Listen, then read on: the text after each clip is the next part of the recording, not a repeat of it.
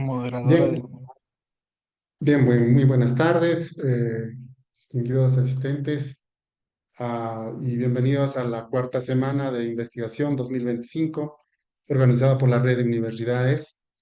Esta es la mesa 4, denominada Mesa de Investigadores en Ciencia e Ingeniería, para lo cual vamos a presentar al doctor Juan Manuel Tume Ruiz, quien estará a cargo de esta presentación. El doctor es en ciencias ambientales, magíster en ciencias del mar, ingeniero pesquero y licenciado en biología y química, con más de 23 años de experiencia en la docencia universitaria, especialista en aplicación de sistemas de información geográfica, evaluación de recursos, medio ambiente, estudios oceanográficos, desarrollo de investigaciones en el área de las ciencias naturales y subáreas de ciencias de la tierra y medioambientales, en la disciplina de oceanografía, hidrología y recursos del agua, disciplina de ciencias de información, para lo cual invitamos al doctor Juan Tume para que pueda presentar. También recordarle, doctor, que usted tiene 15 minutos para poder realizar su presentación. Padre, adelante. Ok, muchas gracias. Buenas tardes. Voy a hacer mi presentación. Este, para eso permítanme compartir mi pantalla. No sé si se aprecia mi... Sí, para adelante, se nota Bien, todo. bien. Entonces, el trabajo de investigación que he realizado y que aún estoy validando se llama Análisis Geoespacial para la Pesca Sostenible de la Anchoveta a través de la sinergia entre pescadores artesanales y datos satelital. En realidad lo que he querido con este trabajo es hacer un seguimiento de la anchoveta, conociendo ciertos datos a nivel satelital em, de parámetros oceanográficos del mar peruano y cómo es la influencia en función a la distribución de esta especie, que en este caso es la anchoveta. Sabemos que la anchoveta es una pesquería monoespecífica y es una de las más grandes del mundo. Compartimos inclusive stocks con Chile, y en la región Piura, que es donde hemos desarrollado el estudio, se realiza básicamente entre la Bahía de Sechura y la isla Lobo de Tierra. Eh, para ello, hemos utilizado también lo que hemos denominado como conocimiento ecológico local de los pescadores. Es importante porque estos modelos científicos van a integrar estos dos datos, los datos satelitales que se baja de la información de las diferentes plataformas que nos dan esta información, versus el conocimiento ecológico que tienen los pescadores en cuanto a la distribución de la especie y en cuanto a a las capturas que ellos realizan. Entonces, al nosotros utilizar esta información, estamos utilizando la información satelital de la plataforma Copernicus, que nos da información inclusive más allá de los 200 metros de profundidad, información satelital, y también los conocimientos de los pescadores mediante un sistema de información geográfica que va a permitir hacer la distribución de las zonas de pesca.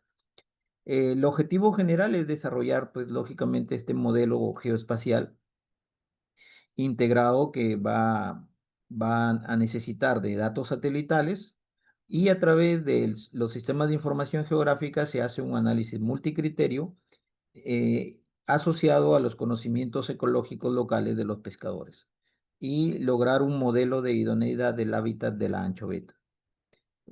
Como objetivos específicos está recopilar y sistematizar los datos ambientales que se han extraído de la plataforma Copérnico, desarrollar e implementar el modelo de idoneidad de hábitat mediante el análisis multicriterio geoespacial. El área de estudio, como ya lo había mencionado, es casi toda la Bahía de Sechura, generalmente desde Punta Gobernador hasta la isla Lobos de Tierra, básicamente sobre la plataforma continental, debido a que la captura de la anchoveta en la zona norte básicamente la hacen embarcaciones de madera, que generalmente son embarcaciones artesanales o de mediana escala. La metodología también incluye lo que había comentado anteriormente, el utilizar un análisis multicriterio donde integramos ese conocimiento ecológico local de los pescadores que a veces, este, digamos, no se toma en cuenta cuando se realiza un estudio científico de la pesquería en sí. En realidad hemos obtenido mucha información ecológica local por parte de los pescadores y a esto le hemos integrado los datos satelitales de Copérnico. Hemos hecho un análisis multicriterio y modelado de idoneidad para poder determinar cómo es que los parámetros que hemos medido o que hemos, perdón, bajado de la plataforma de Copérnicus influye en la distribución de las zonas de pesca. De tal manera que en función a la probabilidad de pesca, nosotros podemos determinar la ubicación de las zonas de pesca con mayor probabilidad para que puedan ser localizados por las embarcaciones artesanales. El análisis multicriterio se ha hecho en función a la influencia que tiene estos tres parámetros que hemos utilizado, que son el oxígeno, la salinidad y la temperatura. Básicamente ha estado más influenciado por la temperatura, que le hemos dado un peso para el análisis multicriterio de 40%, un 30% para el oxígeno y un 30% para la salinidad. Eh, en los resultados hemos obtenido mapas a través del ARGIS, que es un sistema de información geográfica, que nos ha permitido hacer la interpolación, en este caso de oxígeno, salinidad y temperatura, de versus los puntos que nosotros observamos aquí, que son las zonas donde se ha realizado pesca por cada embarcación. Esas zonas de pesca han sido tomadas de las embarcaciones de los pescadores eh, en función a que ellos nos daban esas ubicaciones en coordenadas eh, referenciadas en el sistema WGS 84. Es decir, cada punto que nosotros observamos de color negro son la distribución de las embarcaciones que han desarrollado pesca en función a una cantidad de captura determinada y las coloraciones en el primer mapa de la izquierda es el oxígeno que va a variar en tonalidades de verde desde 180 hasta 230. En el caso de la salinidad también hay diferentes tonalidades que me dan los valores y la ubicación de las zonas de pesca. Y para el caso de temperatura, lo mismo, ¿no? En esta primera semana que se desarrolló pesca, observamos pues que los valores de oxígeno van de 220 a 230 para la distribución de la pesca. En cuanto a la salinidad, cercana a 35 y en cuanto a la temperatura de 21 a 21,5. En la segunda semana también los mismos mapas y las mismas ubicaciones que hemos hecho de las capturas. Y para este caso el oxígeno ha oscilado entre 220 y 240 con una salinidad también de 35 y temperaturas que van desde 21 hasta 22 grados centígrados. La tercera semana, los resultados, los valores de oxígeno se ampliaron un poco más y aquí observamos pues valores desde 200 hasta 230 y en el caso de la salinidad eh, prefirió para esta semana la anchoveta temperatura, perdón, salinidades de 35 hasta 35,2. Las temperaturas para esta semana fueron también amplias, eh, desde el 19 grados centígrados hasta 22. Y en la cuarta y última semana para esta temporada, las la cantidad de oxígeno osciló entre 210 y 230. La salinidad estuvo dentro del rango de 35,2 y la temperatura entre 21 y 22 grados centígrados. Esta fue entonces las primeras tomas que obtuvimos para poder hacer el análisis multicriterio que nos daría pues las probabilidades de pesca en esta zona. Se hizo una comparación entonces del análisis multicriterio versus las capturas. Si nosotros observamos aquí, el análisis multicriterio está por encima de 0,5. Generalmente cuando el análisis multicriterio nos da un índice cercano a 1, decimos que hay una relación directa entre las capturas y estos parámetros que hemos desarrollado, ¿no? O que hemos estudiado. Definitivamente es un gran porcentaje, desde 0,5 hasta 1, donde hemos encontrado la distribución de la anchoveta con este análisis multicriterio, ¿no? En el gráfico, pues, se ha hecho esa superposición, y esto nos indica, pues, una fuerte relación de los parámetros oceanográficos y lo que es el conocimiento ecológico local del lugar, ¿no? Entonces, esto, pues, nos da una idea de que hay una estrecha relación. También hemos querido comparar este análisis multicriterio eh, versus capturas a través de una regresión lineal, una regresión que nos permita hacer un análisis estadístico, ¿no? Y también el análisis estadístico a través de un análisis de ANOVA nos ha permitido, pues, eh, concluir que el modelo de regresión entre el índice multicriterio ambiental, que es el MCE, y las capturas de peces fue estadísticamente significativo, ¿no? Entonces, por este lado, también la estadística nos da la razón en que más o menos el 69,5% de la variedad de las capturas de anchoveta puede ser explicado por las condiciones ambientales, ¿no? Integradas como la temperatura, oxígeno disuelto y salinidad.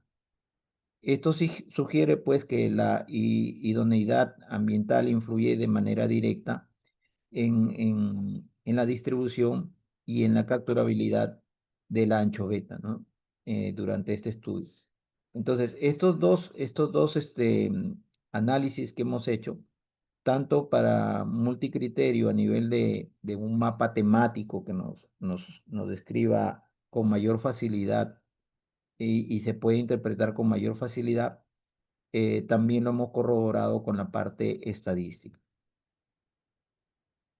Bien, como conclusiones, podemos decir que el análisis multicriterio basado en temperatura, oxígeno disuelto y salinidad demostró una influencia significativa sobre las capturas pesqueras. El índice multicriterio, en este caso, ha explicado el 69,5% de la variabilidad de las capturas, evidenciando que las condiciones ambientales desempeñan un papel fundamental en la productividad pesquera del área de estudio, ¿no?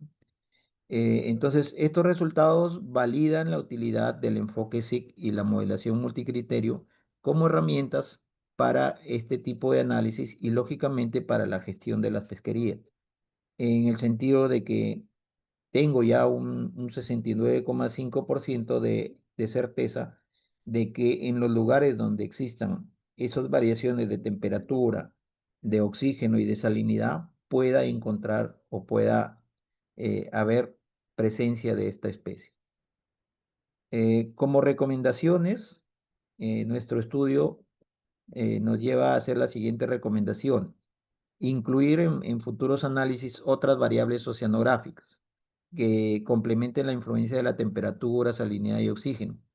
Por ejemplo, uno de estos indicadores podría ser la clorofila A, que es un indicador de productividad primaria, es decir, generalmente sabemos que la anchoveta es una especie filtradora, ¿no? Que es la primera especie de la cadena trófica del mar peruano y por lo tanto como filtrador, un indicador de productividad primaria nos da una idea de que se está alimentando en esas zonas la anchoveta y nos podría ayudar también a aumentar ese valor que nos salió del 69,5 a un valor más alto, ¿no? También incluir profundidad o batimetría, velocidad de corrientes también, transporte vertical. Eh, Verificar también anomalías térmicas asociadas a los eventos del Niño. Esto porque en la zona, pues, en la zona de Piura, específicamente en la zona donde se ha visto las capturas de esta especie, influye mucho las anomalías térmicas asociadas al Niño, ¿no? Esto nos va a permitir pues ampliar la capacidad predictiva del modelo y comprender con mayor precisión la dinámica de la distribución del ancho beta. Otras Bien, muchas, recomendaciones es integrar el esfuerzo pesquero y los factores biológicos, em, incorporar datos de esfuerzo pesquero, considerar aspectos biológicos del recurso, como edad, talla, estado reproductivo, etcétera, ¿no? Y bueno, las referencias que hemos utilizado que nos ha permitido pues hacer una mejor discusión sobre nuestro trabajo. Em, bueno, eso ha sido toda mi exposición. Agradezco su atención y bueno, estamos llanos a las preguntas que puedan venir más adelante. Gracias. bien, muchas gracias por su participación, doctor Juan Tume. Sugerimos que las preguntas se realicen por el chat. Sí, efectivamente tenemos ya una primera pregunta de parte de Luis Jiménez. Doctor Tume, la pregunta es, ¿no? ¿Cuál de los criterios o variables proviene del conocimiento ecológico de los pescadores? Si pudiera Sí, responder, por favor. sí, básicamente la ubicación de las zonas de pesca y las capturas, ¿no? O sea, la cantidad de capturas. No he mostrado las gráficas de cantidad de captura por especie, perdón, por embarcación en los mapas temáticos, pero sí, o sea, básicamente es que ellos conocen sus zonas de pesca, ¿no? Conocen los lugares donde ellos van a pescar y nos dan la información de distribución de la especie, tanto a nivel superficial como a nivel de fondo. Muchas gracias. Si hubiese alguna otra pregunta más, por favor, en el chat. Bien, no habiendo más preguntas, agradecemos al doctor Juan Manuel Tume Ruiz, representando a la Universidad Nacional de Piura. Asimismo, señores ponentes, recordarles que tenemos solo 15 minutos para hacer nuestra presentación. Si se encontrará en sala el doctor David Santos Mauricio. Bien, en vista que no se encuentra, solicitaríamos para que pueda realizar la presentación el doctor Claudio Eduardo Quiñones Serna, representante de la Universidad Nacional de Trujillo. ¿Sí? Bien, el doctor Claudio Eduardo Quiñones Serna es representante de la Universidad Nacional de Trujillo. Con el tema que va a exponer es tecnología microbiana para la limpieza del suelo impactado por diésel usando Bacillus megaterium y Pseudomonas protegens. El doctor Claudio es biólogo microbiólogo de la Universidad Nacional de Trujillo, magíster en ciencias con enfoque en biotecnología agroindustrial y ambiental, doctorado en ciencias ambientales de la Universidad Nacional de Trujillo, desarrollando proyectos de investigación básica y aplicada, financiado por entidades públicas y privadas, consultor en sectores de educación superior, medio ambiente y biotecnologías.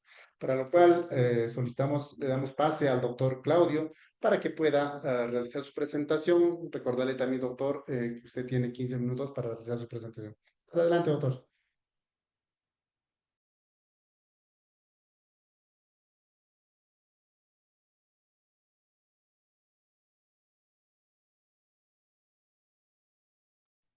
Doctor Claudio, no se le escucha, no tiene audio.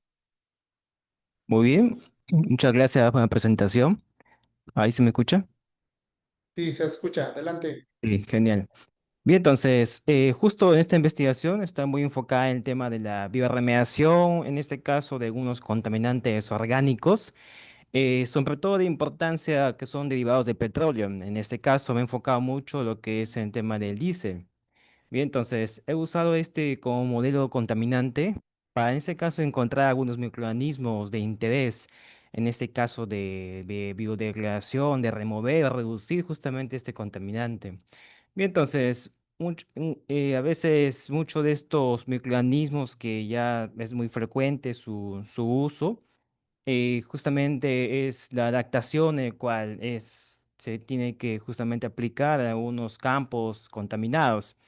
Y entonces, es por eso que se usó en este caso el diésel como una contaminante representante, en este caso, dado que posee algunas cadenas de interés, dado que existen unas fracciones de hidrocarburos como son de cadena 11 hasta C20, bien, y además de eso que posee algunas concentraciones bajas como es de hidrocarburos aromáticos policíclicos.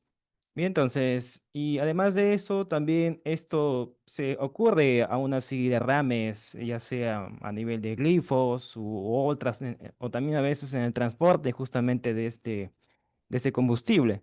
Y entonces, también representa una toxicidad justamente. Entonces, esto es una problemática que también se puede encontrar justamente en unos derrames en suelos que puede ocurrir. Bien, entonces, pero existen ya métodos, como se menciona, físicos, químicos, en el cual se ha hecho su uso para poder remover este impacto que puede generar. Sin embargo, también se observa de que estos también generan altos costos, pueden tener ventajas de, en este caso, de ser inmediata su respuesta, pero estos costos y además de eso, el uso de otros, en ese caso, métodos, en ese caso de remover este contaminante, es un problema que puede también ocurrir, dado que, por ejemplo, a veces se suele usar absorbentes a partir de polímeros, entonces, igual, estos son, también suelen ser polímeros sintéticos, o a veces también usan materiales también sintéticos, entonces, esto prácticamente también genera una segunda contaminación que puede ocurrir. Y entonces, y eso, además de eso, a veces también a veces no se tiene justamente una allegada o una disponibilidad para poder aplicar una remediación. A veces suele ocurrir los derrames en rocas, en piedras, y entonces muchos de los métodos tradicionales no alcanzan justamente estas zonas de contaminación. Y entonces, y una de las alternativas que lo que se propone es el uso de estos microorganismos, como se puede observar. Y entonces, una de las ventajas de estos microorganismos es por su capacidad metabólica, ¿bien? Poseen, en este caso, biocatalizadores, que son, en este caso, enzimas, ¿bien? Que pueden justamente cortar, oxidar, en este caso, estos intracarburos, ya sean lineales, así como también aromáticos. Y en la bibliografía se conoce mucho como algunas monoxigenasas, dioxigenasas, por ejemplo. Entonces se pueden justamente aplicar en campo en diferentes métodos como son biopilas, además de eso en la biomentación, como también en el compostaje. Bien, entonces se pueden justamente compartir estas estrategias para poder aplicar en campo. Bien, entonces, y uno de los métodos que se usa en el caso del campo de microbiología es a través de los aislamientos, enriquecimientos. Nosotros hemos usado mucho este medio mínimo de sales que es el Bushnell-Haas, por ejemplo. Entonces, este método de enriquecimiento que se hace uso, la estrategia es usar como única fuente de carbono, que es este contaminante como es el diésel. Bien, entonces a través de eso damos unas condiciones de enriquecimiento, ya sea a 30 grados Celsius como temperatura. También se puede en este caso en agitación, 150 RPM. Entonces damos estas condiciones de laboratorio. Bien, y una vez de eso ya hacemos un método de aislamiento en plaqueo, en medios de cultivo. Entonces de esa forma ya purificamos estas colonias individuales. Bien, entonces, además de eso, también aplicamos selecciones primarias, secundarias, para encontrar el más óptimo que tenga esta capacidad de biodegradación. Y bien, también esto para poder corroborar esta remoción. Cuantificamos también los intracarburos a través del cromatógrafo de gases, por ejemplo. Bien, o también hacemos a través del crecimiento de la biomasa. Bien, entonces, y para nosotros es importante identificar justamente a nivel de especie, género. Bien, entonces, acá hacemos muchos procedimientos, en ese caso, ya sean pruebas bioquímicas, las pruebas moleculares, por ejemplo. Y un punto más que también es relevante en este caso al momento de aislar y seleccionar estos microorganismos es ver que también presenta esas capacidades de biosurfactantes, y en ese caso que son biopolímeros que pueden justamente tener una capacidad tensioactiva, en ese caso al mismo diésel. Bien, entonces, dado por sus propiedades hidrofóbicas, entonces también nos pueden aprovechar en ese caso en el momento de su uso. Y además de eso, demostrar su actividad enzimática también de biodegradación. Bien, entonces, justo esto también fue parte de un proyecto financiado también por Prociencia. Y a través de eso pudimos también encontrar algunos microorganismos aquí en la localidad, en este caso en La Libertad. Uno de los sitios que fue seleccionado fue en los suelos agrícolas de Huamachuco, justamente en la rizósfera de algunas plantas como son de oca, por ejemplo. Hay muchas ocas nativas justamente en estos sitios. Y en la rizósfera de estas plantas se encuentra muy enriquecido de microorganismos. Entonces, y además que no existe un estudio completo de la identificación de estos microorganismos y que tenga a la vez esta capacidad de biodegradación. Entonces nosotros hicimos unos aislamientos, un screening, además de eso, y podemos encontrar algunos microorganismos de interés como son las Pseudomonas protegens, Bacillus megatherium, por ejemplo, también Pseudomonas citri, Acinetobacter. Y entonces, eso de aquí hicimos todos estudios de identificación, además también a nivel molecular, se depositó justamente los genes. Bien, entonces a nivel molecular solo se hizo un estudio de taxonomía con algunos marcadores universales. Bien, entonces, y pues eso da pie justamente a un estudio más global, ya sea a nivel genómico, para encontrar toda su maquinaria enzimática. Bien, pero esto ya nos dio pie conocer justamente estos microorganismos y ver su potencial, ya sea un estudio ya tanto a nivel individual, así como también a nivel como consorcio. Entonces, en la biografía se conoce mucho, por ejemplo, esta Pseudomonas proteges, en este caso un Bacillus granulativo, bien, y tiene muchas propiedades, sobre todo en la parte rizosférica, dado que eso presenta unas capacidades de promotoras del crecimiento. Es decir, también funciona como un biofertilizante, bien, y justo se ha catalogado recién, los primeros estudios se han visto en 2011. Ya nosotros también lo hemos encontrado justamente en la localidad presente. Y entonces, de bibliografía también ya han hecho estudios a nivel genómico, como se puede observar. Bien, además también presentan algunos metabolitos secundarios, sideróforos, todos son muy relacionados en la parte de promotores del crecimiento y además también como control biológico. Una propiedad adicional, también hemos hecho estudios también a nivel de laboratorio, a nivel de sus promotores del crecimiento, suelen producir algunas fitohormonas también que estimulan las plantas. Bien, entonces, y bueno, también presenta como contrabiológico, en las bibliografías ya se ha presentado algunos metabolitos antimicrobianos, en este caso, como se ha visto. Y lo más importante es que presente esta capacidad de lipopéptidos biosurfactantes. Entonces, eso aún no lo hemos nosotros caracterizado, sin embargo, en los procesos en los ensayos de degradación de estos intracarburos, a nivel de intracarburos totales se ha visto una remoción de 91%, en este caso a partir en este caso, 1% de diésel en 10 días a 30 grados, a 150 RPM. Entonces, esta es una remoción alta, a diferencia de otros cultivos que se encontró. Bien, además de eso, también a nivel de intracarburos individuales, se vio que en el carbono 12 presentó una mayor cantidad de remoción a nivel de esta fracción de carbono 12.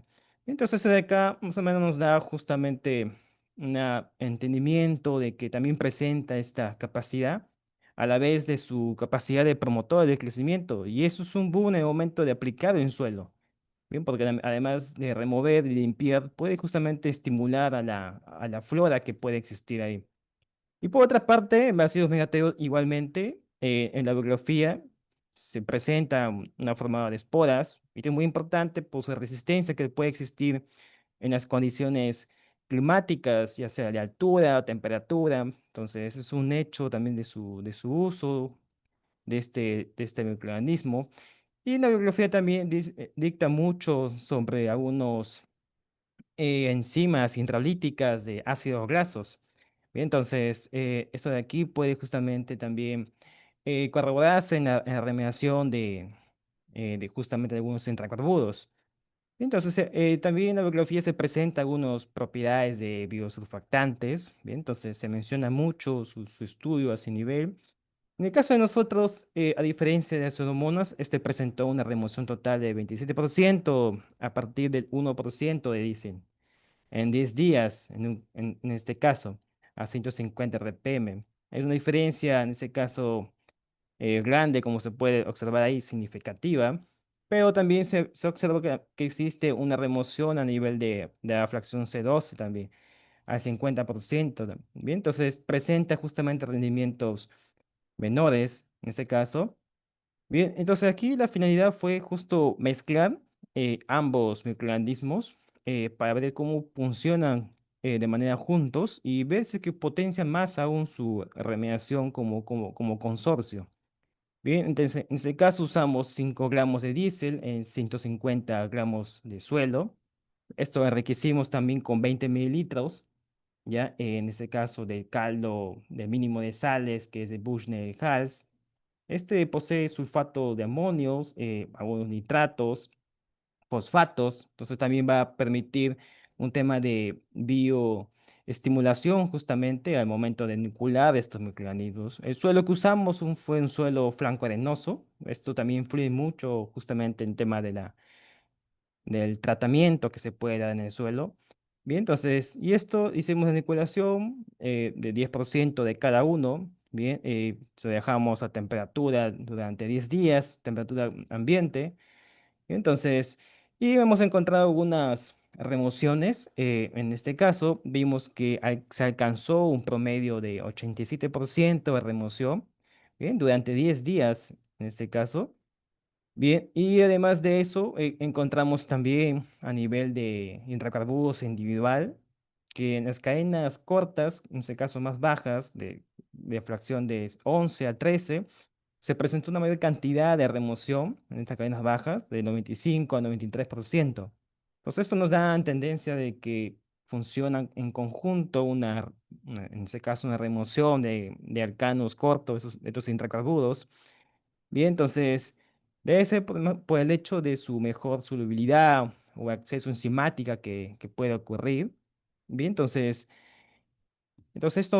esto también nos da pie de poder mejorar este tratamiento, quizás adicionando algunos biosurfactantes o surfactantes químicos también para mejorar el tratamiento. Bien, entonces, y bueno, esto de acá nos puede permitir, no solamente también se puede observar unas cortas cadenas adicionales que encontramos ahí. Y esto, además de eso, también va a implicar mucho, justamente, dado que estas cadenas, vimos también adicional que pues queda como interrogante. Bueno, se realizan, se cortan estas cadenas, sin embargo, muchas de estas fracciones quedan justamente en el momento en que hacemos las lecturas del cromatógrafo de gases, quedan como cadenas nuevas o como subproductos, que también sería importante, no pudimos analizarlos, pero son subproductos que también como restos. Bien, entonces la idea es justamente completar una remediación, digamos, total de todos los intracarburos que se pueden encontrar. Muy bien, entonces bueno, esta es una investigación que también fue publicada justamente. De todas maneras, aquí puse algunas referencias del trabajo que se hizo. Y bueno, eso sería todo por mi parte. Muchas gracias. Muchas gracias al doctor Claudio Eduardo Quiñones Serna de la Universidad Nacional de Trujillo. Eh, Por favor, al público asistente en esta sala, le pedimos si podrían hacer muchas preguntas por el mensaje, por el chat. Bien, aquí tenemos de parte de Luis Jiménez, ¿no? Si podría explicar el término eh, suelos enriquecidos con diésel. En una de las diapositivas parece interesante. ¿No sería mejor suelos contaminados con diésel? Si nos podría responder, doctor. Sí, justo ahí para aclarar, en el momento que hicimos estudios sobre todo el aislamiento y encontrar estos mecanismos con capacidad de degradación, manualmente se suele hacer a partir de suelos contaminados para ubicar estos mecanismos. Bien, dado que cuando un suelo está contaminado, estimula justamente digamos, la microbiota que puede existir en el suelo. Entonces, eso puede limitar que solamente queden aquellos microorganismos que tengan esa capacidad. Bien, sin embargo, también existen microorganismos que pueden tener esta capacidad, pero que todavía no están estimuladas. Entonces, y eso fue una razón de que usamos también suelos rizosféricos, en el cual no estuvieron contaminadas con hidrocarburos. Bien, pero ahí lo enriquecimos con el contaminante, ya a nivel del laboratorio. Bien, para poder justamente limitar y encontrar aquellos microorganismos que se adapten como fuente única de carbono de este diésel. Bien, entonces, eso fue una estrategia que hicimos para poder aislar y seleccionar justamente estos microorganismos. Muchas gracias. No sé si hay una pregunta más. Bien, no habiendo más preguntas, sugerimos siempre, agradecemos al doctor Claudio Eduardo por haber hecho la presentación, ¿no? Y representando a la Universidad Nacional de Trujillo. Asimismo, estimados presentes en esta sala, tengo a bien presentarles al magíster Luis Jiménez Troncoso, representante de la Universidad Nacional de San Antonio de Abad del Cusco, quien nos va a dar una ponencia acerca de la pasteurización de leche humana en condiciones de un banco de leche en altura, mejora de un proceso Holder y ensayo de una tecnología emergente. El magíster Luis es docente asociado del Departamento Académico de Ingeniería Electrónica de la Universidad Nacional de San Antonio de Abad del Cusco, director de la Unidad de Investigación de la Facultad de Ingeniería Eléctrica, Electrónica, Informática y Mecánica, UNSAC, magíster en Ingeniería Biomédica por la Pontificia Universidad Católica del Perú. Bien, estimado magíster Luis, tenga bien para poder presentarnos. Recordarle también que tiene usted 15 minutos para hacer su presentación. Para adelante.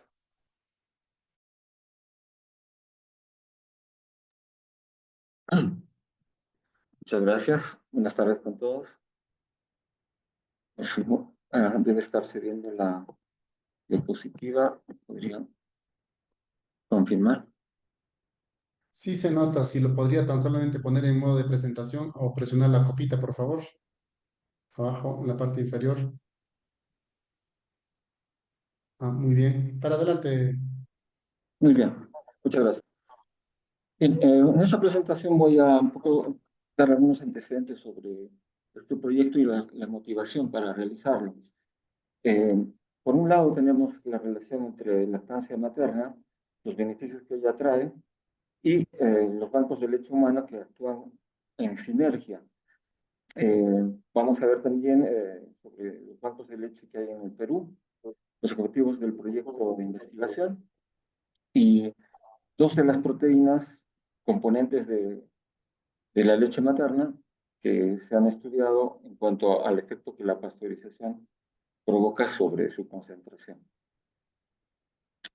Bien, es reconocido por la Organización Mundial de la Salud que la lactancia materna hasta los 6 meses, por lo menos, y no es más, incluso en algunos países se recomienda hasta un año, que esta lactancia exclusiva proviene o previene problemas de salud posteriores en la vida del ser humano. Por ejemplo, la diabetes, presión alta, muchos problemas de salud se pueden evitar o reducir su efecto si es que se tiene esta lactancia materna exclusiva. En el caso de los bancos de leche, estos promueven primero la extracción temprana de la leche y asegurar que la producción de leche sea óptima para que durante estos 6 meses pueda la madre producir una cantidad adecuada o volumen suficiente para su bebé. Y esto se realiza mediante un entrenamiento, capacitación a las mamás. Las enfermeras hacen este proceso de enseñar cómo extraer la leche, y en los bancos de leche esto se hace de manera sistemática, entre otros beneficios, ¿no? En el caso de los bancos de leche humana del Perú, ya tenemos 4 bancos de leche en todo el país, bastante poco comparado con el líder en Sudamérica, que es Brasil. Nosotros tenemos ya 3 hasta el 2022, y desde el año 2023 está funcionando en el Hospital Regional Cusco el Banco de Leche. Y para promover la creación y el funcionamiento de los bancos de leche en el Perú, el MINSA emitió esta norma NTS 152 en 2019, donde se indica todos los requisitos de equipamiento, de personal, de infraestructura que se requieren para el funcionamiento adecuado, y los procedimientos también para tener un banco de leche operativo. Entonces es una guía muy, muy importante y útil para crear bancos de leche nuevos, ¿no? En el caso del Hospital Regional Cusco, fue un proceso relativamente largo, porque gracias al liderazgo del doctor Jorge Galdós Tejada en este hospital, él pudo ir consiguiendo poco a poco que designaran un ambiente para el banco de leche, y que el hospital y también instituciones eh, externas, como el Club de Leones, la Universidad de Valencia, la Universidad de San Antonio de Abad, donaran equipamiento e insumos para ir equipando el banco de leche del hospital regional. Y este proceso fue relativamente largo, pero felizmente se pudo lograr ya iniciar el funcionamiento a partir del año 2023. Entonces, el proceso, digamos, principal que se realiza en los bancos de leche es la pasteurización de la leche humana. Esto se realiza en frascos que se sumergen en un baño María, que debe estar a una temperatura de 62 grados y medio durante 30 minutos. Entonces, este banco de leche ya ha logrado desde el año 2023 ir incrementando lo que se denomina la cobertura de leche materna en el banco de leche. Básicamente, la idea es ir reemplazando el uso de fórmula eh, sintética, ¿no? Leche maternizada, que le llaman, ir reemplazando por leche materna pasteurizada, y en algunos casos leche materna directa a través de lo que se conoce como alimentación autóloga, es decir, cuando la leche de la propia mamá se utiliza en su propio bebé. Ahí se puede prescindir, digamos, de la pasteurización, pero, digamos, en general, primero se tiene que pasteurizar para que la leche de una mamá se utilice en un bebé que no es de ella. Entonces, hay una, diríamos, solidaridad entre madres que donan leche a los bancos de leche. Entonces, ya se ha logrado reemplazar la fórmula en un 79.1%. Entonces, en ese contexto, el proyecto inició en 2023 prácticamente junto con el funcionamiento del banco de leche en el hospital regional. Bueno, acá se mencionan algunos procesos adicionales, procesos dentro del banco de leche, primero para evaluar la usabilidad, ¿no? Si se puede utilizar una leche donada para pasteurizarla, se tiene que determinar la acidez tisular como un indicador directo de contenido de bacterias inicial, y luego se determina también el contenido de grasa mediante este método del hematocrito. Luego se realiza la pasteurización, que es el proceso más complejo, ¿no? Relativamente complejo. En realidad es bastante sencillo desde el punto de vista tecnológico. Bien, en este caso, el proyecto de investigación de la UNSAC tiene estos tres objetivos, de los cuales ya estamos en la tercera etapa. Primero, caracterizar el proceso Holder, digamos, de la pasteurización tradicional, que es este calentamiento de la leche por 30 minutos a 72 grados y medio y luego el enfriamiento rápido. Luego, hacer una mejora en este proceso.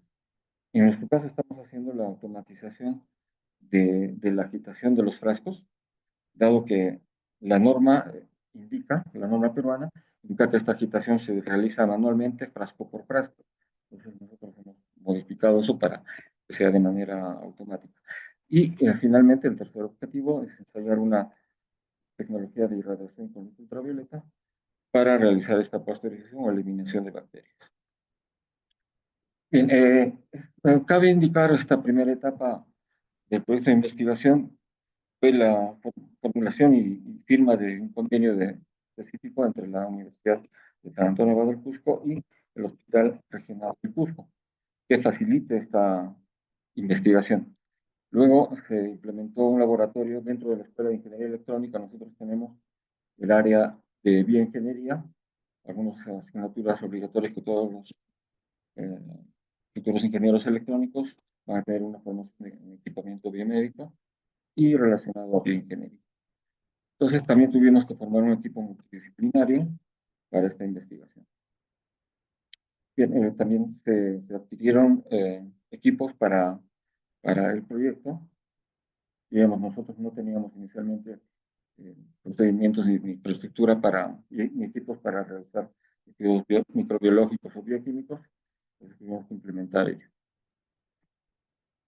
Bueno, fue un equipo multidisciplinario con también investigadores, como la doctora Teresa Ochoa de la Universidad Cayetana Heredia, que es una de las investigadoras sobre la composición de la leche materna más experimentadas en el Perú.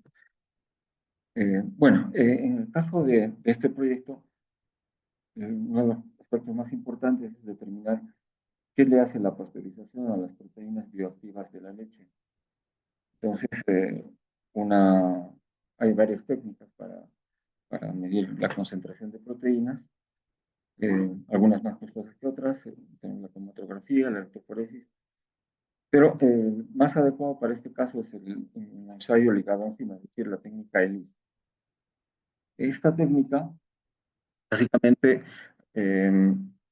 utiliza anticuerpos que se desarrollan contra ciertas sustancias, digamos, se quiere determinar la lactoferrina, se tiene que tener anticuerpos que, por ejemplo, un conejo desarrolla contra la lactoferrina humana y por técnicas bioquímicas se puede determinar la concentración de esta proteína por algunas reacciones de cambio de color en líquidos que se obtienen durante el procedimiento de la técnica ELISA, ¿no? Básicamente se tiene un kit en el cual se tiene un estándar de la proteína que se quiere medir, de concentración que se quiere medir, y se tienen otros reactivos adicionales, por ejemplo, anticuerpos etiquetados que producen color, etc.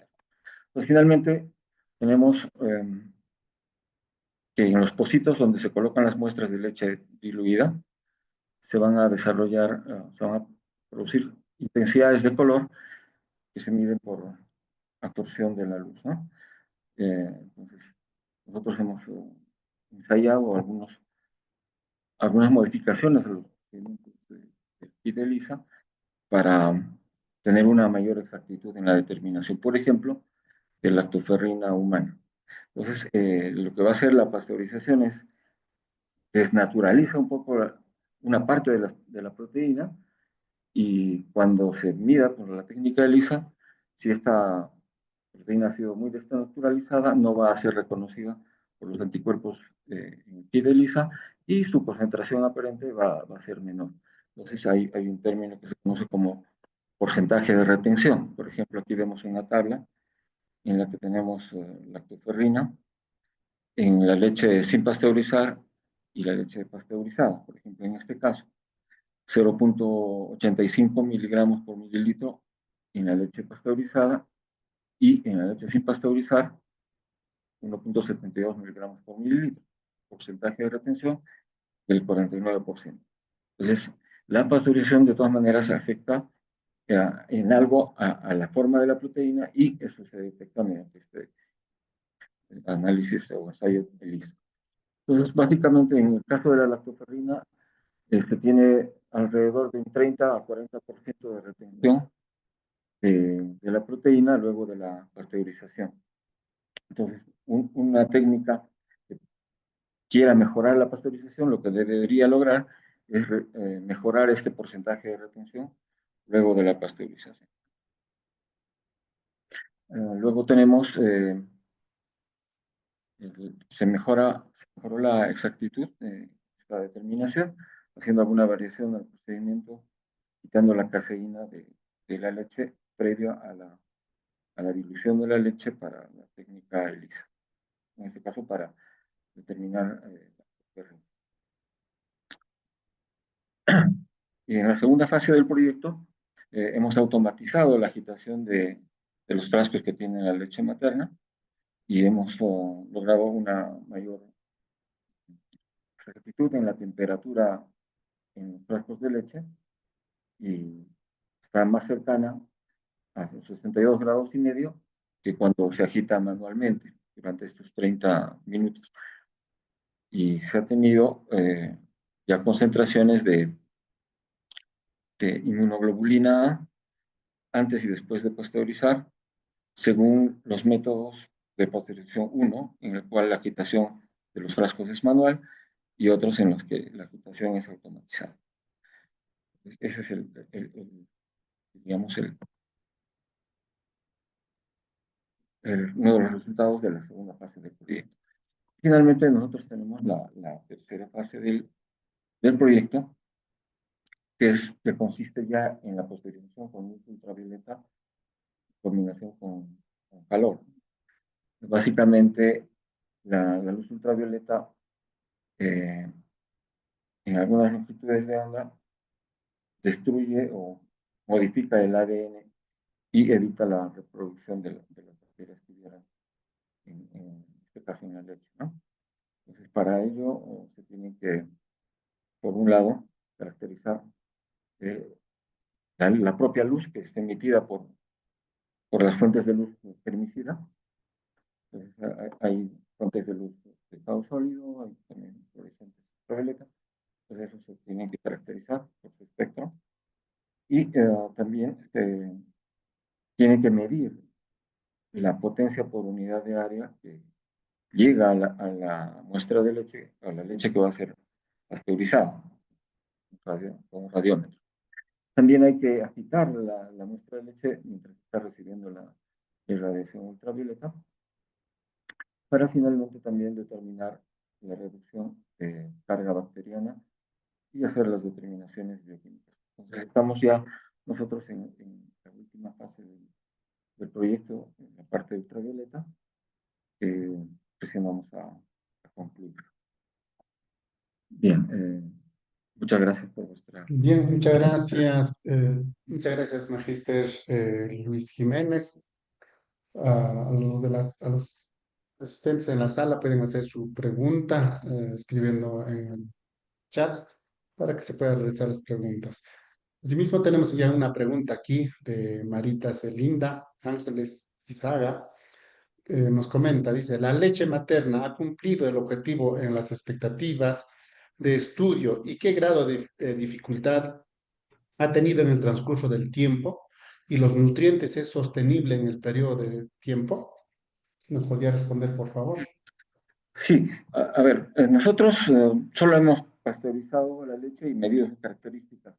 No la hemos administrado, digamos, al menos dentro de la investigación, a algún grupo de bebés. Eso lo hace el propio banco de leche dentro del hospital. Entonces, pero sí sé, porque participamos en el Congreso de Pediatría en Lima en 2024, en que el Instituto Materno Perinatal sí utilizó calostro para los bebés y ellos lo denominaron ahí calostroterapia. Entonces, sí, ese porcentaje que se retiene de los nutrientes es suficiente para, o en todo caso, es incluso todavía es mejor que la fórmula maternizada. Entonces, sí, 1000 veces la leche pasteurizada, incluso siendo pasteurizada, va a ser mejor que la fórmula de, de, que se vende, ¿no? Entonces, es lo que podría indicar. Bien, muchas gracias. No sé si hay alguna otra pregunta. Bien, no habiendo más preguntas, en la mesa 4, Ciencias e Ingeniería, agradecemos a todos los ponentes, agradecemos a todos los asistentes a esta sala, en especial al doctor Juan Manuel Túmez Ruiz, al doctor Claudio Eduardo Quiñones Serna y al magíster Luis Jiménez Troncoso. Muchas gracias por compartir dichas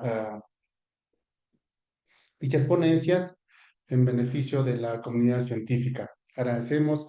La asistencia van a estar automáticamente son registrados, no se preocupen de esa parte, ¿sí? No se preocupen, ¿sí? Bien, muchas gracias y hasta nueva otra oportunidad. Hasta pronto.